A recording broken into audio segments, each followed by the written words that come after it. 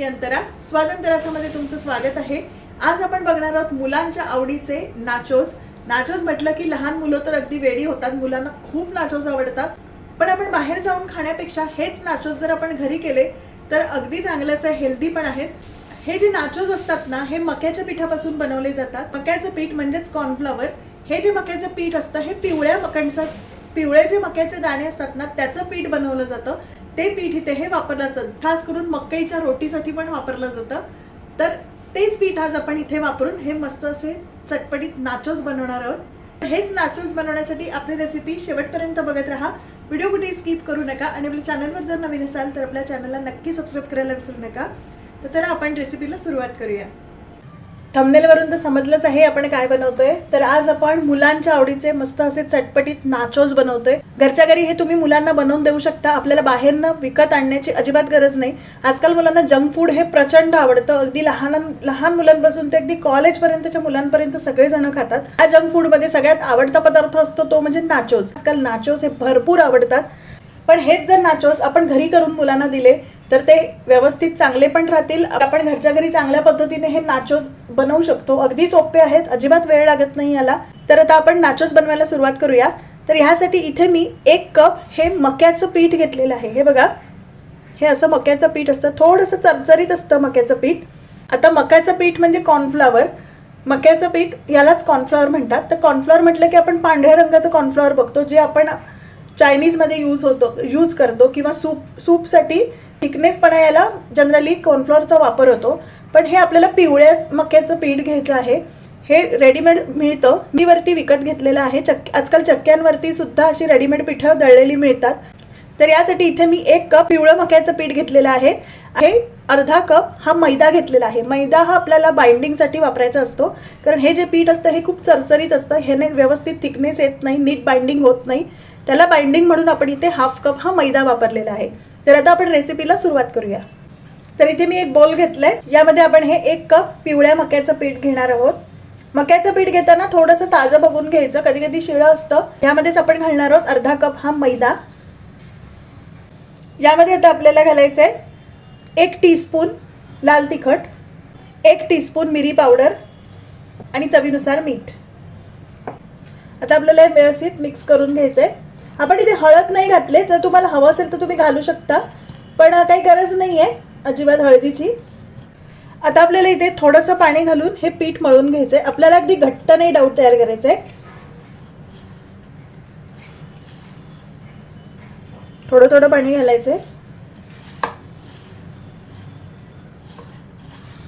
आपण इथे साध्या पाण्याचाच वापर केलाय, कुठेही गरम पाणी नाही वापरलंय. आपल्याला असा मीडियम डो तयार करायचा आहे. अगदी घट्टही नाहीये आणि अगदी लूज पण नाही. आता ह्या पिठामध्ये बरेचसे असे काही आपल्याला काळे कण दिसत आहेत, तर ते घाबरायचं काहीच कारण नाही. ते मक्याच्या पिठामध्ये जनरली असतंच. तुम्ही नक्की ट्राय करून बघा, मस्त होतात आणि आपण घरच्या घरी छान करू शकतो. बाहेरनं विकत आणण्याची गरजच नाही. एकदा पीठ आणून ठेवलं की आपण कधीही बनवू शकतो. आणि हे बनवून ठेवून सुद्धा चांगले राहतात, नरम पडत नाहीत अजिबात. आपण इथे कुठेही तेलाचा वापर नाही केलाय. व्यवस्थित पीठ आपलं मळून झालेलं आहे. हे बघा, छान आपलं मळून झालंय. अगदी असंच आपल्याला मळायचं आहे. मी तुम्हाला म्हटल्याप्रमाणे हे जे काळे काळे जे आपल्याला ठिपके दिसत आहेत ना, हे मक्याच्या पिठात असतात. जे मक्याच्या दाण्याचा पाठचा भाग असतो ना, त्याचं असतं. तर ते पीठ करताना ते ह्याच्यामध्ये येतच.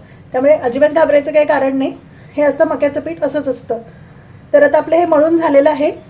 तर आता आपल्याला यावरती झाकण ठेवायचं आहे आणि 10 मिनिटं आपल्याला हे पीठ चांगलं रेस्ट करायचं आहे. 10 मिनिटं असंच झाकून ठेवायचं आहे, म्हणजे पीठ हे आपलं चांगलं भिजलं जाईल.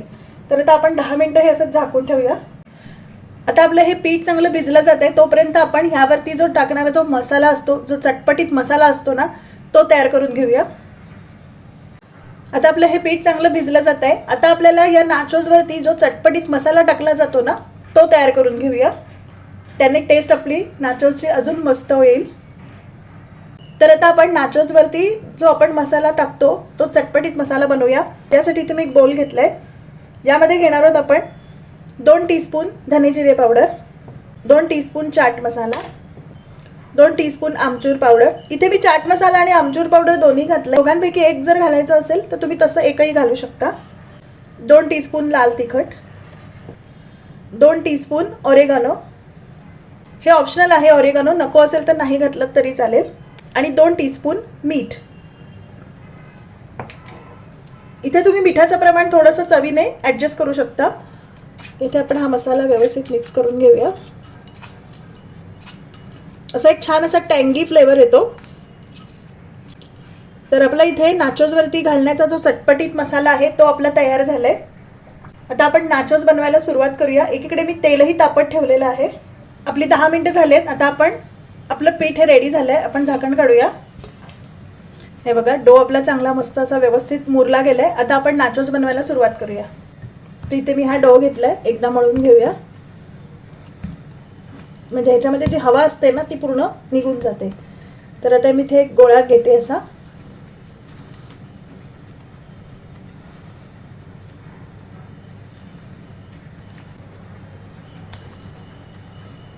हे बघा, असा एक गोळा तयार केलाय. आपण इथे ठेवूया. यावरती आपल्याला थोडासा मैदा टाकायचा आहे, म्हणजे हा खाली चिकटणार नाही. आपण याची आता पातळ अशी पोळी तयार करायची. आपल्याला जाड पोळी नाही तयार करायची, एकदम पातळ बनवायचे. नाही तर काय होईल, जाड झालं ना तर ते असे कुरकुरीत होणार नाहीत अजिबात आणि चांगले नाही लागणार.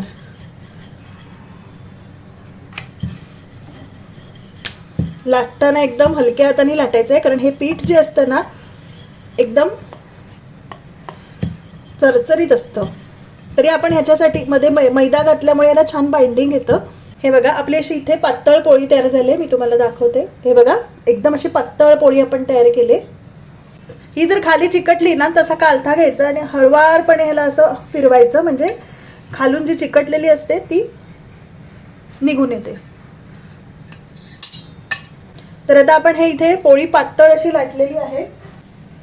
आता आपण याला चौकोनी कट करून घेऊया.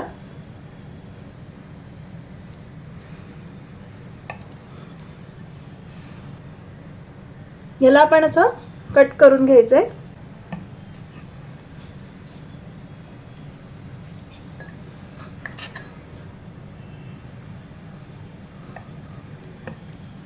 हे बघा, असं आपण इथे चौकोनी कट केलंय.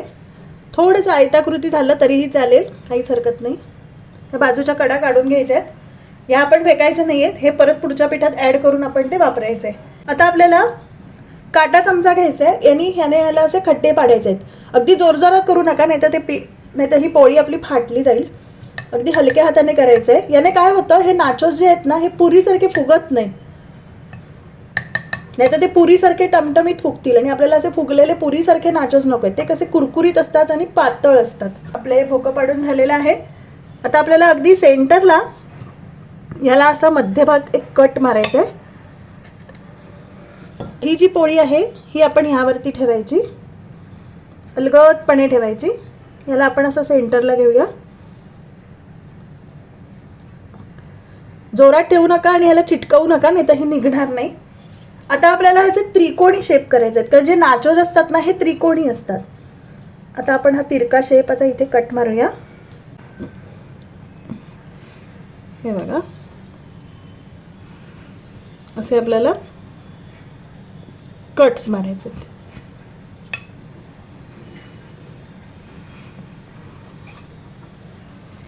हे जे बाजूचं आहे ना हे काढून घ्यायचं. आता हे जो थोडंसं त्रिकोणी आहे तर मी हे वापरणार आहे.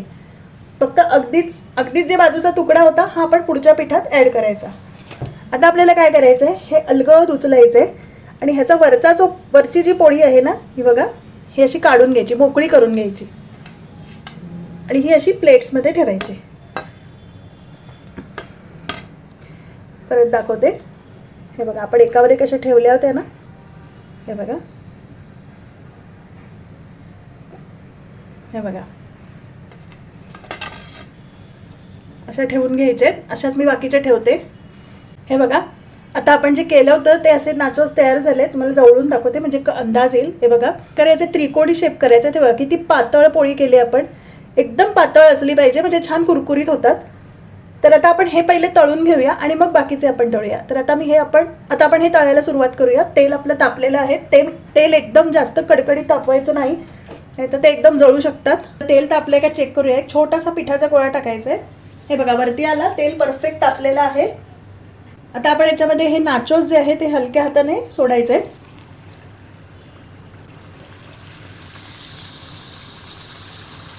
छान तळले जातात ते.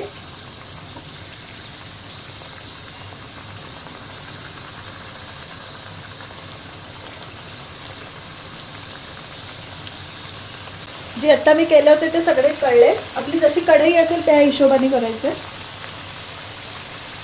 1 मिनिट झाले. आता हळूहळू ह्याच्यावरती असं तेल उडवायचं. मस्त क्रिस्प होतात. हे बघा किती छान दिसतात ना, खूपच भारी लागतात हे. त्याला असे पलटवूया आपण. तेल व्यवस्थित तापलं असलेलं पाहिजे. अति जरी तापलं ना तेल तरी मग ते चांगले नाही होत, जळू शकतात.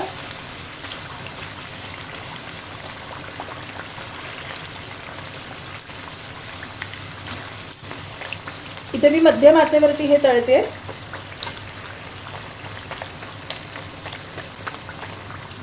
हे जर तुम्ही मुलांना दिलत ना, मुलं नक्की आवडीने खातील.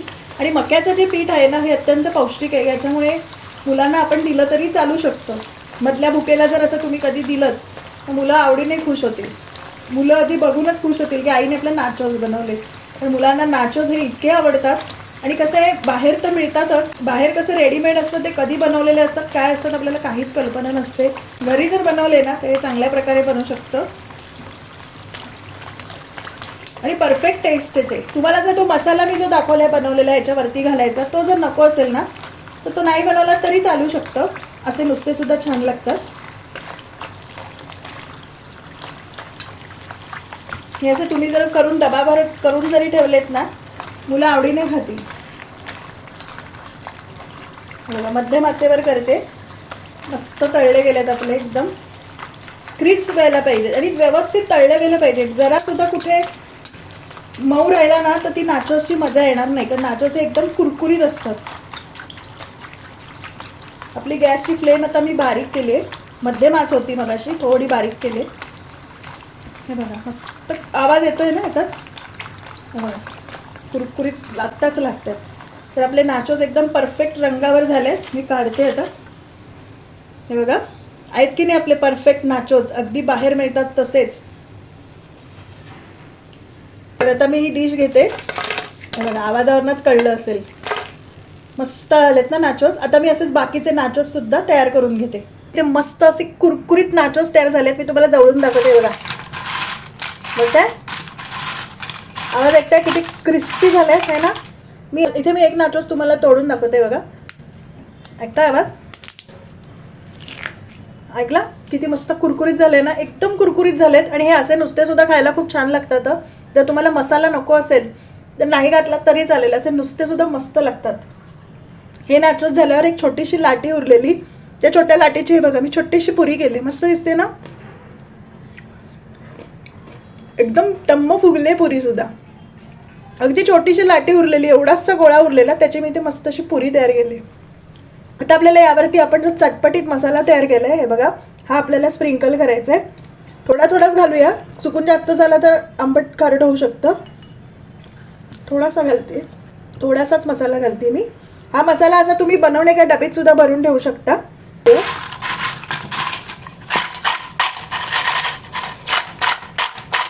आणि हे चांगले थंड झाले पाहिजे ना, असे गरम असतानाच हे नका करू, नाही तर काय होतं ना मऊ पडतात.